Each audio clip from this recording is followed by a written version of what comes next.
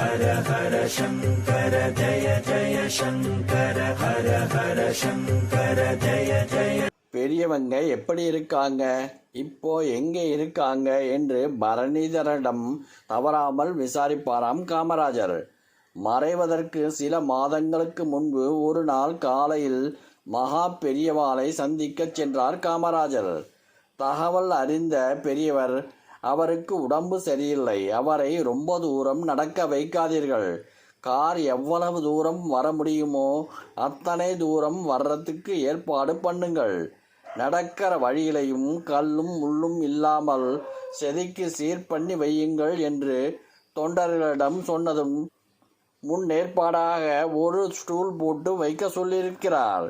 தேச பக்தரும் பெரியவா பக்தருமான அரக்கோணம் ராஜகோபாலன் அப்போது திருவண்ணாமலையிலிருந்து காமராஜரை தரிசனத்துக்காக அழைத்து வந்திருக்கிறார்.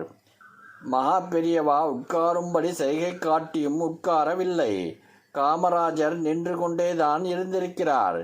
இருவரும் பேசிக்கொள்ளவில்லை. விடைபெறும் முன், ஜனங்களெல்லாம் கஷ்டமில்லாம நல்லா இருக்கணும், பெரியவங்க ஆசீர்வாதம் பண்ணணும் என்று கேட்டுக்கொண்டார் காமராஜர். பெரியவா கைதூக்கி ஆசீர்வதித்தார். பெரியவா கொடுத்த பிரசாதத்தை கார் பயணத்தின் போது சட்டை பாக்கெட்டில் போட்டுக்கொள்ளவில்லை. பக்கத்தில் உட்கார்ந்திருந்த ராஜகோபாலன் தான் வைத்துக் கொள்வதாக சொன்னபோது அவரிடம் கொடுக்கவில்லை. பிரசாதத்தை அரும்பெரும் பொக்கிஷமாக கருதி அதை தன் கையில் வைத்துக்கொண்டே திரும்பினாராம் காமராஜர்.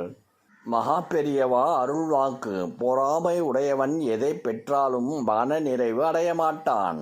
தர்மம், நீதி இந்த இரண்டும் சேர்ந்ததுதான் பண்பு. பண்பு இல்லாவிட்டால் மனிதன் தன் நிலையில் இருந்து தாழ்ந்து விடுகின்றான். அலட்சிய மனநிலையுடன் எதையும் அணுகுவது கூடாது. அக்கறையுடன் ஈடுபட்டால் மட்டுமே செயலில் வெற்றி கிடைக்கும். இடைவிடாமல் எதை தீவிரமாக சிந்திக்கின்றோமோ அதுவே மாறிவிடும், தன்மை உண்டாகிவிடும். ஹர ஹர சங்கர ஜய ஜய சங்கர ஹர ஹர சங்கர ஜய ஜய